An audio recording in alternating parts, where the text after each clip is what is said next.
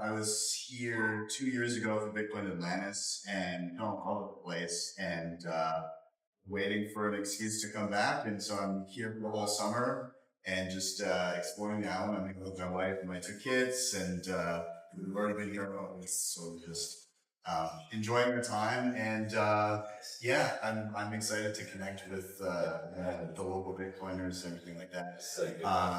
And I got the invite to come chat here. So this is going to be relatively informal. And I'm also kind of wanting your feedback on some stuff too. And the reason I say that is so I've been running my YouTube channel, BTC Sessions, for a decade now.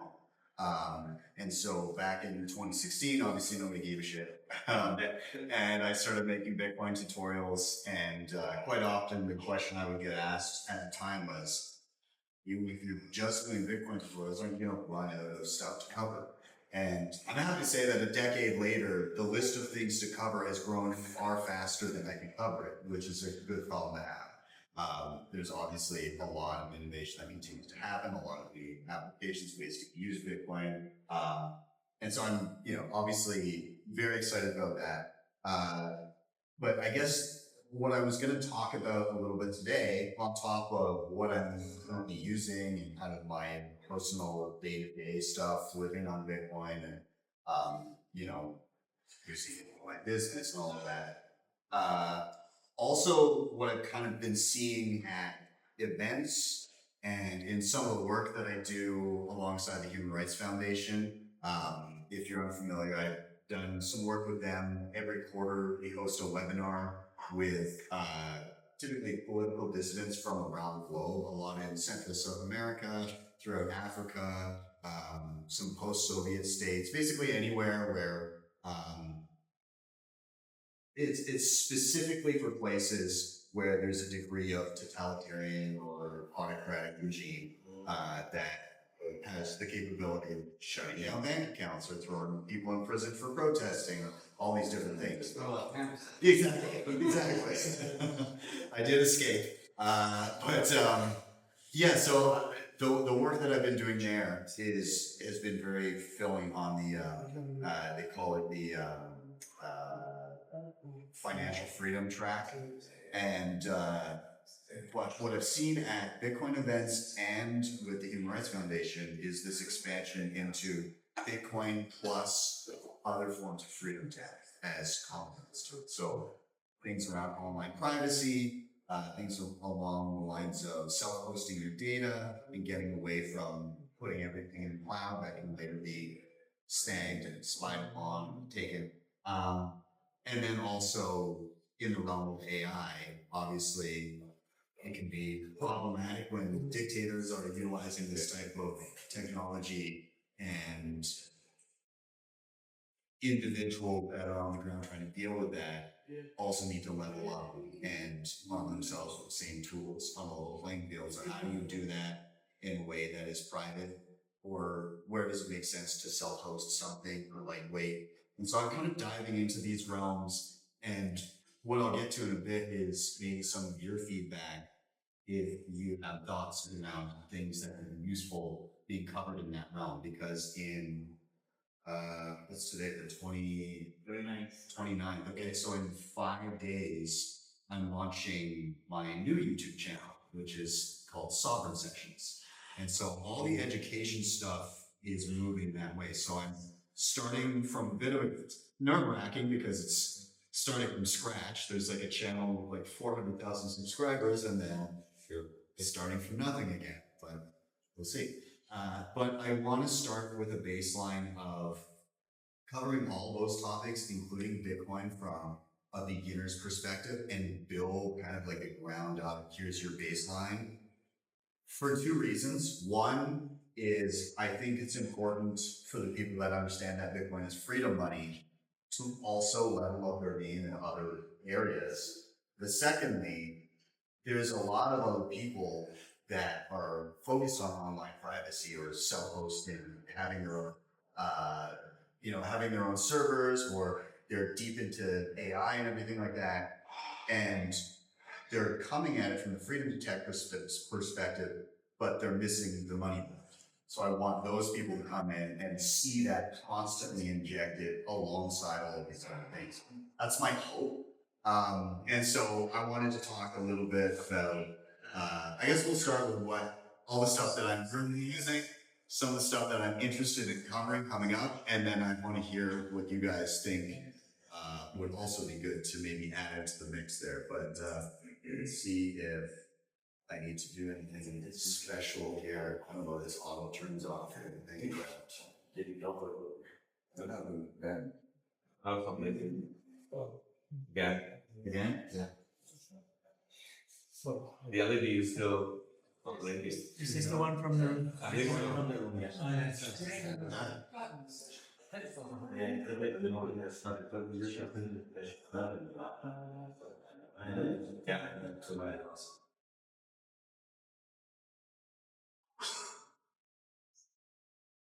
You think for a guy that does tutorials and technically, I might turn on the TV. No one can. It is. Fair enough. Okay, I'm gonna get to what this is in a moment. But let's start with just some of the stuff that I'm using in my existing setup, some of the stuff that I want to cover on the new channel and everything. So right now, my day-to-day mobile wallet has become the whole Bitcoin wallet for a couple reasons. Obviously, company based in Canada, it makes sense that I kind of migrated to that initially. I have a lot of friends Pouliot and everything built. And there's a couple things about the wallet that I quite like. One is for a newcomer, I found the backup process to be really user-friendly. They do this clever kind of way of backing up where they do use cloud, and I know every Bitcoiner cringes over that, but the way that they've done it is really unique. They take your encrypted wallet and put it in your cloud. They take the encryption key and they put it in a totally different server somewhere else. They use the fingerprint of the wallet to kind of reference some of the stuff combined with the PIN to be able to find the decryption key. This is very, very complex.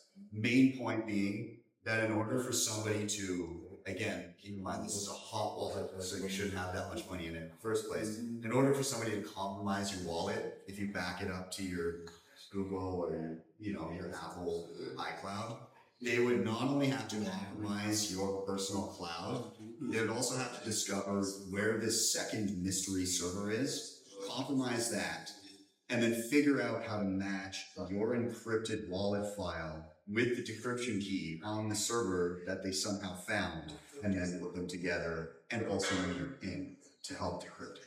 So like the level of security for a simple backup wallet, I think they've done a good job, and it's a decent compromise for the person where you're like, here, download, hit this to backup, instead of here's your 12 words. You can still do the 12-word backup, and I typically tell people do this again later when you get home, but it's a nice quick onboarding. The other thing that I like,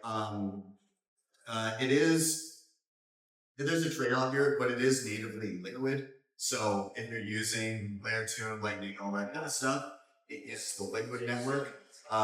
So not quite as snappy, and there's some trust there as well, but it works pretty well, and they've got the ability to also incorporate hardware there too. So you can use it for regular payments, you can use it on chain, and then you can also incorporate a hardware wallet with it. And they have other options. So this is my day-to-day that I use on mobile.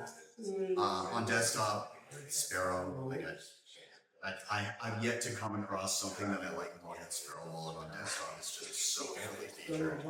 And even though it looks scary to a newcomer, I find when I'm educating them, if I just teach them to focus on just the stuff they need to know how to do, receive, send, back up, recover, then you can begin asking questions as you go afterwards. You don't need to know everything all at once, and that's how I tell them to think about it. So yeah, if I'm using a hardware wallet, I'll typically have it visible in bold, but I'll also have it visible in Sparrow, so I can use The other thing that I use commonly, and I'll explain how it works within my setup, is I do coin join with Wasabi. Um, I have played with the fourth version of Samurai, Ashiguro as well. There's reason I'm using Wasabi, I'll kind of detail, but I do like it. It's very easy to use. And I'm also looking at a fork of Wasabi Ginger Wallet, which I haven't tried a ton yet, but same kind of interface. I'm going to quickly kind of roll through a few of these things that I'm using. Of course, Cold Card is kind of my day to day. I use the Q just because easy on mobile, and I use it on desktop too. And I'm usually doing it air gapped with QR codes. But if I'm teaching somebody brand new and they seem really, really timid, I might just, for the time being, just teach them like, okay, plug it in, figure out how to use that, and then we'll help you out later. So I found that's pretty good. Of course, I do like things like Seed Signer and some of the other DIY things like Crux. I think they're doing really cool work. But for myself, because I'm running my business on Bitcoin, and there's a lot of transactions, I pay my staff on Bitcoin, all of that. For regular transacting, it's not, I'd say it's not as practical for me to have a stateless device where the keys to the money are on a physical plate or something and I have to scan it in every time and then transact. But I do really like what Seed Signer and Crux are. Of course, I do live on Bitcoin. It's not like pure every person I purchase something from, I'm paying with Bitcoin, but there's a number of things that I do to kind of help with that. One, again, Bolt the rescue at home in Canada. They are in Europe. I just don't know the state of the payments and stuff over here. But at home in Canada, I can pay basically any Canadian bill with Bitcoin. So I just go on and I say, I want to pay my phone bill. This is my account number. I want to pay $100. And all it does is, here's a QR code, send the Bitcoin here, we'll handle the rest. So it's like, stuff like that is just incredibly convenient. But I also need to fill in the gaps for some other stuff. So at home, a lot of times I'll use BitRefill for groceries and gas, and maybe like Amazon or things like that. So I'll pay with Lightning, get a gift card. If it's Amazon, I just put in the code on Amazon and fund my balance. If it's groceries, it's usually just a barcode, and then I just scan it at the till and they debit the barcode from the balance of the card. But the other thing that I've been using, actually kind of just this summer so far, that has been awesome. I hope to God they don't get shut down. So, but Freedomia, this is a reloadable Visa card with no KYC that you can fund with Bitcoin. And so you can use it online. Obviously, you can use it, you know, on like Uber and Bolt and all that kind of stuff. Any app, online shopping, all that kind of stuff. It's not, but if you have an Android phone right now, you can add it to Google Pay and tap. So, yeah, it didn't. I think I paid $60 to get the card, the digital card, but it's reloadable every month, and the $60 gets me a card that is reloadable up to 5,000 US dollars per month. So it's like a meaningful amount of Bitcoin that you can actually use and spend. And again, it's not KYC. Of course, if you attach it to like your Google Pay, there's a degree of that, but like the card itself, like no ID requirements or anything for me to get it. So pretty compelling. And I hope this thing lasts for a while, but it would seem that governments really don't like this type of thing. So let's see how it goes. Either way, if you happen to use it, I would be very cautious on the amounts that you load on. Just load it as you need it. Like when I'm loading it from the Bull Bitcoin wallet, it takes 2 minutes to load a balance. So when I send it over, you know, within a few minutes, like, you know, I'll load on $100 or something like that, and I can tap my phone and yeah, works for me. And then the other thing, of course, living on Bitcoin, the best way to do it is peer-to-peer.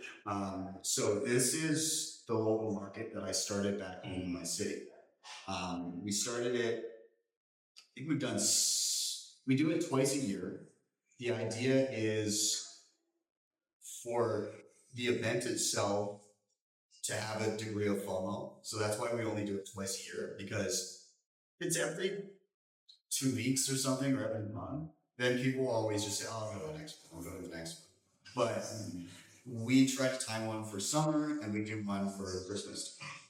And what's ended up happening is now every time we do it, we have at least a few hundred people there, usually 40, 50 merchants, something like that. We've got a whole swath of different people. We've got farmers with eggs and chicken and beef and all this other stuff. We've got barbers, we've got massage therapists, a lot of tradesmen like roofers and people who do flooring and electricians.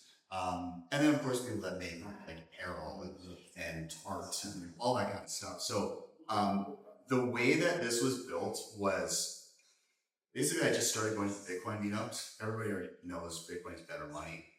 And I made the case, why the hell is not every single person here accepting Bitcoin in a business? And also remind me. So I was trying to get people to come up every meetup and say, like, by the way, as a reminder, this is what I do. If you ever need it, reach out to me and I'll gladly take Bitcoin. Or vice versa, I would come up and say, I'm looking for somebody who sells chicken for Bitcoin. You know, I would take that. So I would find people that do the things that I want. And what I also found is just by asking, if there wasn't a person in the room that did that thing, they would often know somebody who did. And even if they weren't a Bitcoiner, the conversation of, I was at a meetup the other day and one of the Bitcoin people there was curious if there was, I don't know, somebody who did carpet and would accept Bitcoin. And the person typically gets curious and it, you know, starts kind of, you know, they're maybe they'll take a job here and there. And so we've had a lot of people come in to this market now that we've created that had no experience with Bitcoin and just came for the first time because they were curious. And I think a lot of people would agree that the experience of being in a room with a lot of people that are passionate about the same thing is very different from hearing about it from one person and then being left to your lonesome and then not interacting with anybody again. So what we found is the people that come to the event and are a merchant there, even though they weren't necessarily hardcore into Bitcoin or anything, they become into Bitcoin because of the social interaction there. So that's what we've kind of had success with so far, and we're continuing to grow it. So yeah, anyways, there's my rant on my local market. A couple other things on the Bitcoin side I wanted to touch on. So I obviously run the YouTube channel, but I run part of the company is like one-on-one education. So people oftentimes come in and say, I want to book 10 sessions and we'll learn about the following things over that period of time. And so we of course accept Bitcoin, and the easiest way that I found to do that, because we also, you know, newcomers don't have Bitcoin, so they often also may want to pay in dollars. We're using Zaprite. So if you haven't heard of Zaprite, it is effectively, you can link it to any self-held Bitcoin wallet, so they don't hold any money for you. It's just an interface so people can easily pay invoices, or you can have event tickets, or you can do a point of sale terminal and link it to your own Lightning wallet or on-chain wallet or whatever. But you can also have fiat payments alongside, so you can have credit cards and things like that. We find it works pretty well. And the other thing that I really liked is you can add, of course you can do a Bitcoin discount, but the better thing to do is to do a fiat premium. I'm a big advocate of a fiat premium. The reason being, psychologically, people see a price and they get anchored to it. And people are far more inclined to take an extra step to prevent themselves from losing something they perceive themselves already having, instead of taking an extra step to gain something that they felt they never had in the first place. So if they see something's $100 and then in the next screen it's like, oh, you get 10% off if you pay in Bitcoin, they're like, well, I don't know how to do that. I was already ready to pay $100, so whatever.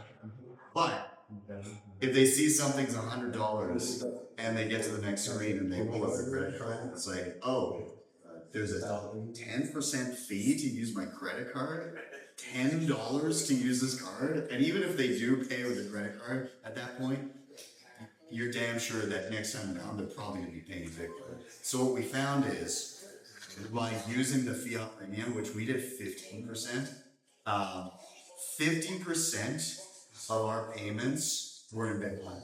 When we tested a Bitcoin discount, it dropped to almost no payments in Bitcoin. So fiat premiums work, Bitcoin discounts, they're not going to convince anybody other than people that are already using it. That's what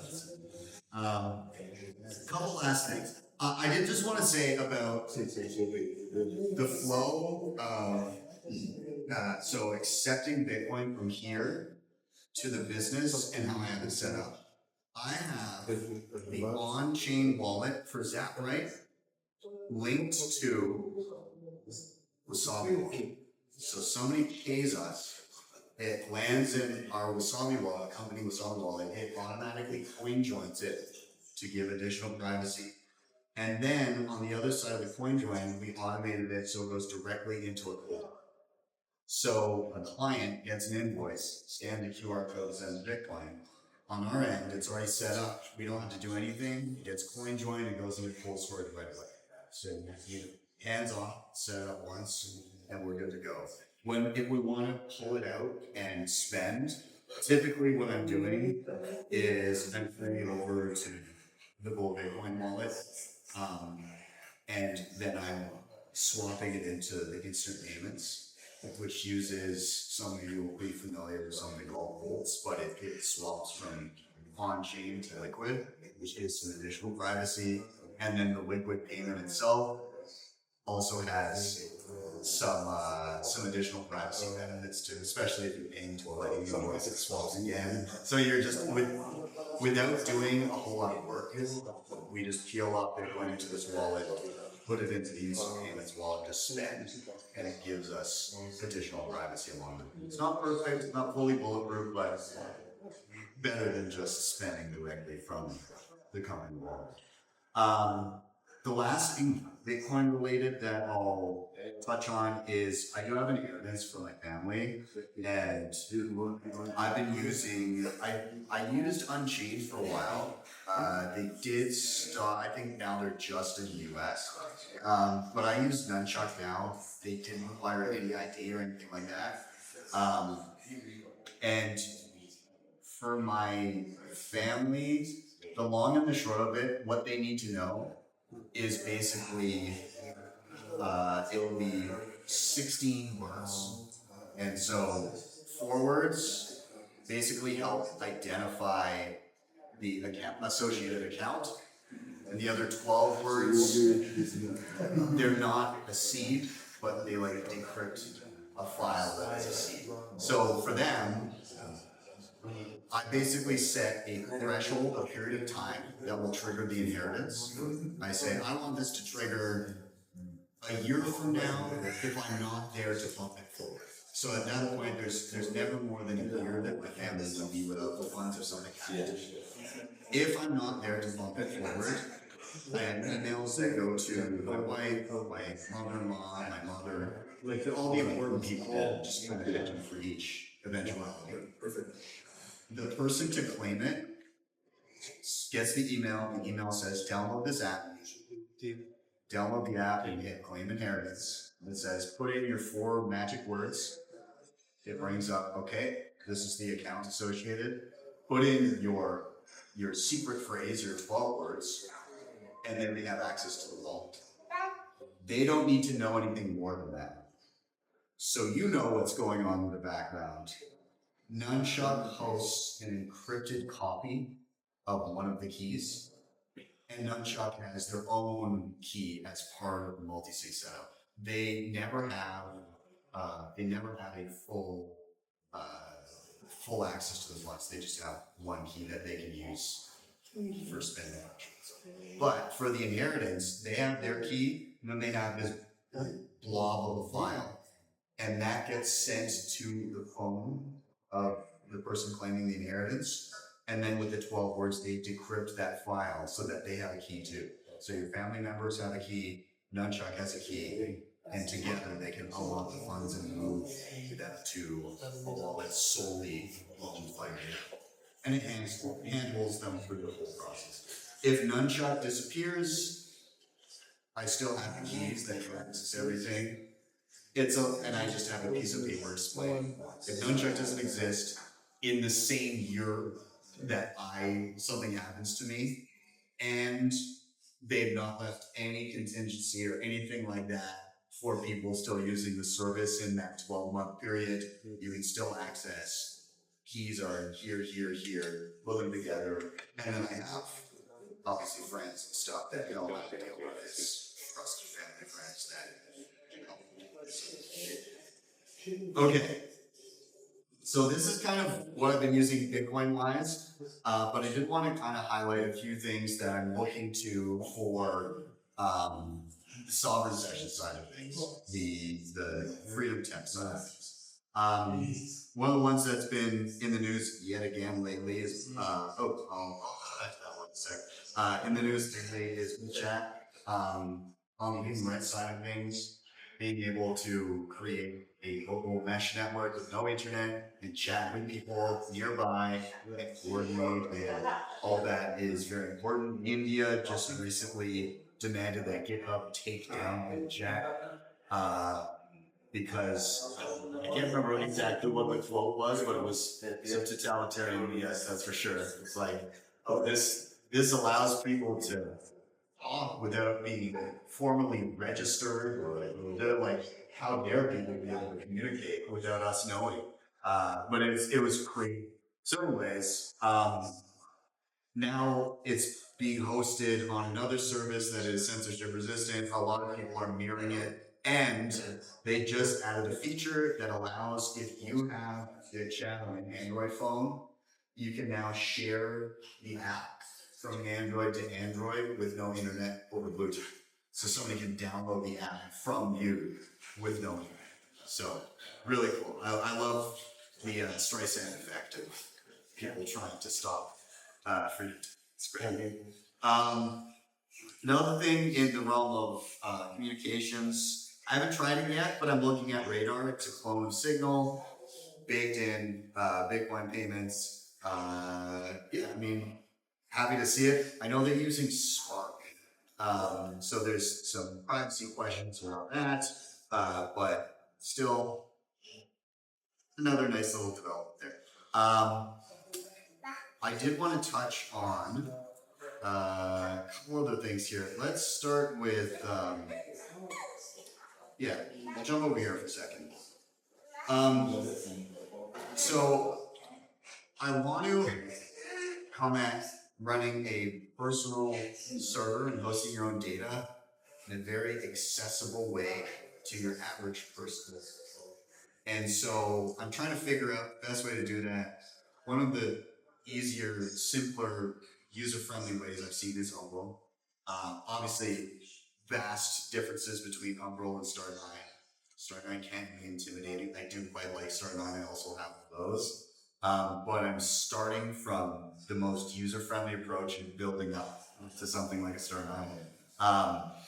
But anyways, the stuff that I'm interested in over here first is going to be like the low-level, how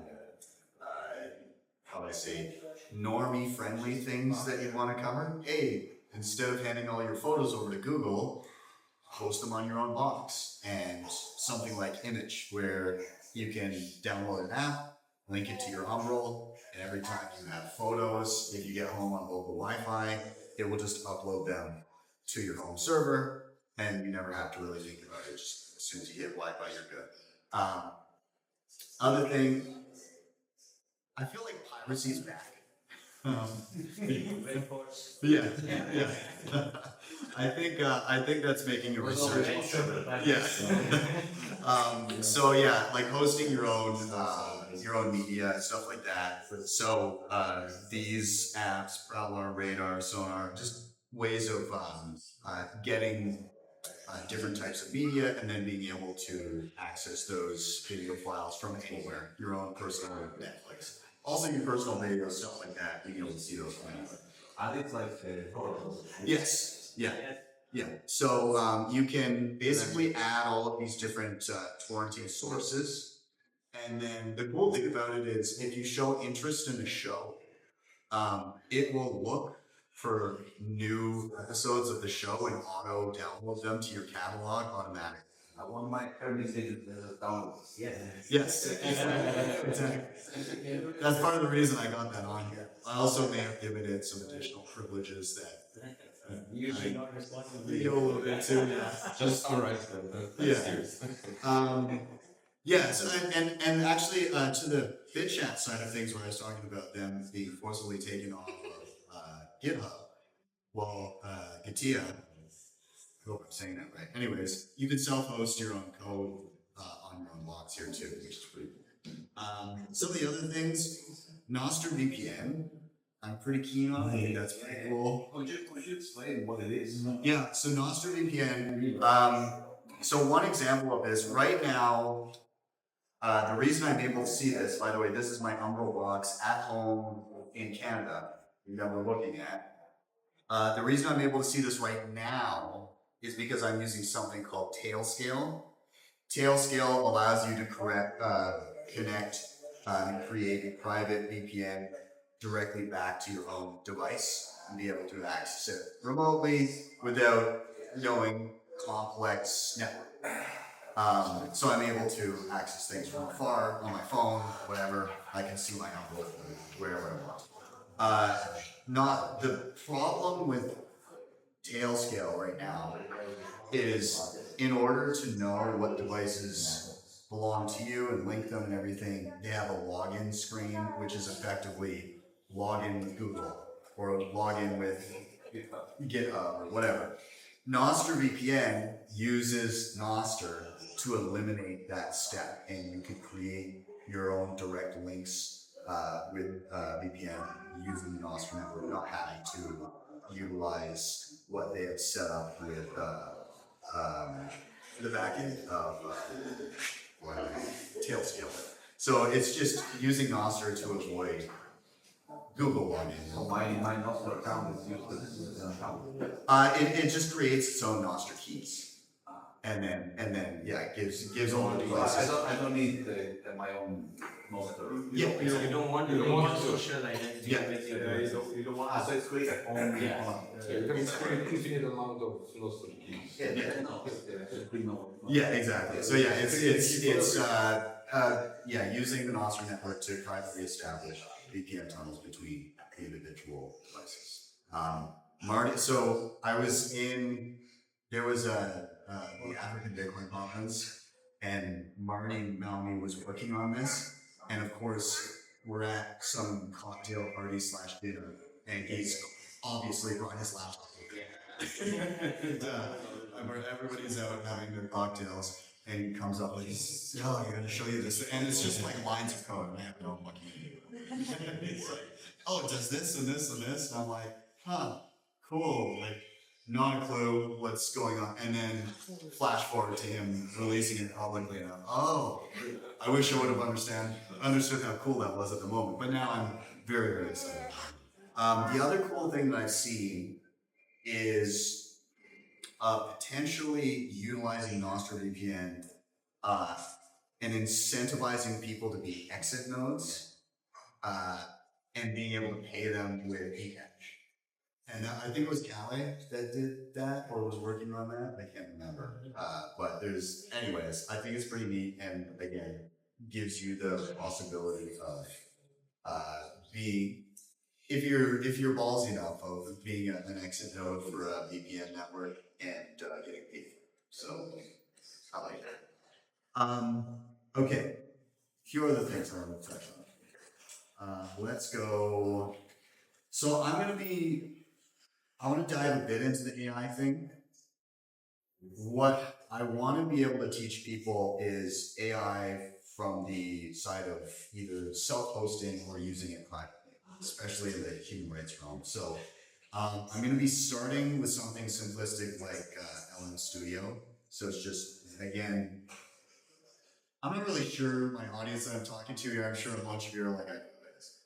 But anyways, if you're unfamiliar, simple application you can get on a computer allows you to download AI models and then run them locally on your own computer. Obviously, a computer is going to be much less horsepower than using ChatGPT or something like that. But for basic stuff, for low level, simple research, stuff like that, parsing those and documents, organizing thoughts, creative writing, stuff like that, you can absolutely utilize some local stuff to help with it.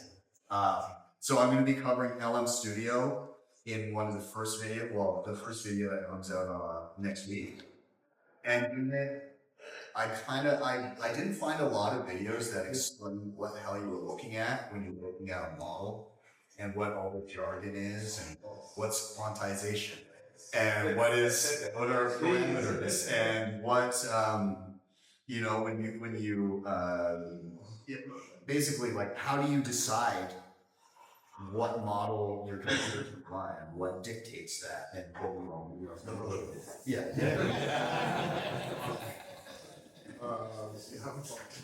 Okay, perfect. So I mean, I wanted to get into that. What are tokens? How are they eaten up? Like all of these different base level things in the context of running locally. And so that's kind of what one of the first videos is going to be. The subsequent one will be great. You've got a local AI model that you use, and it's private. How do you access that from your machine remotely? And so I can read back what app can you use to reach back to your LM Studio. All that. The other thing I'm going to cover in subsequent videos is if you have a heavier lift, you need, a more capable model that's not going to run locally. What can you do? How can you do that privately without giving up all of your thoughts to OpenAI or Anthropic?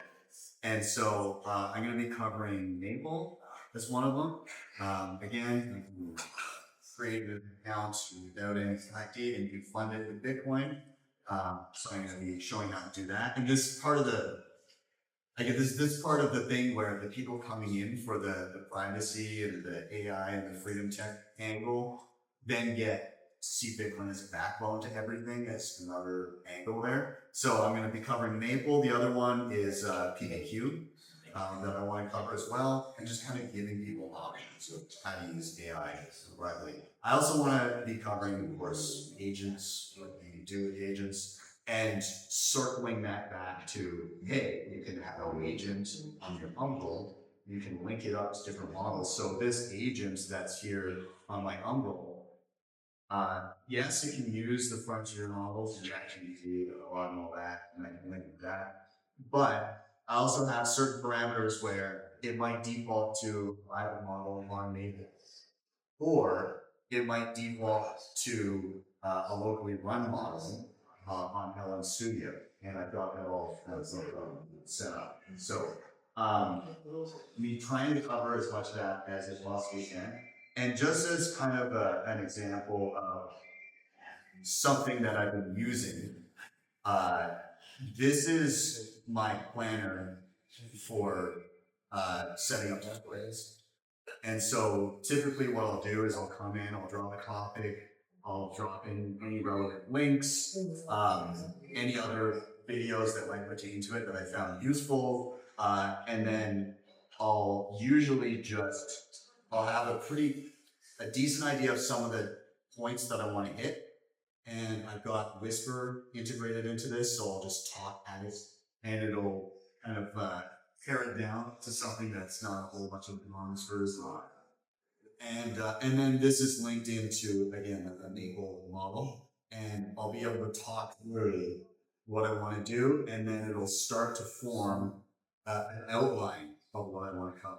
And so, for instance, this Freedomia that I'm going to be working on here, it basically helps, and so it queries, it looks for how to package it. What's going to be appealing to the average person to click on, and it actually uses online data to decipher what title is going to be best. It gives suggestions for thumbnails, what's going to be the most clickable thing to get the maximum amount of people to go through to learn the skill. It gives me, and I play around with it, but it gives me a good intro hook that will keep the person watching initially after they've clicked, to ensure that they stay around long enough to learn the thing. And then we begin going through the outline of, what are the key points that I want to cover? What are the things that I want to actually make sure are included, all of that, and where to point people next so that they continue on their journey with other Bitcoin stuff, with other AI stuff, with other privacy stuff. This, again, then bumps to the rest of my team that start to put together thumbnails, packaging, uploading, all of that, and gives them all the documentation for it. And so, again, just an example of something that I built that can use the frontier models, but I try to heavily lean on either local or privately used, funded with Bitcoin, so that it's actually a lot, not just on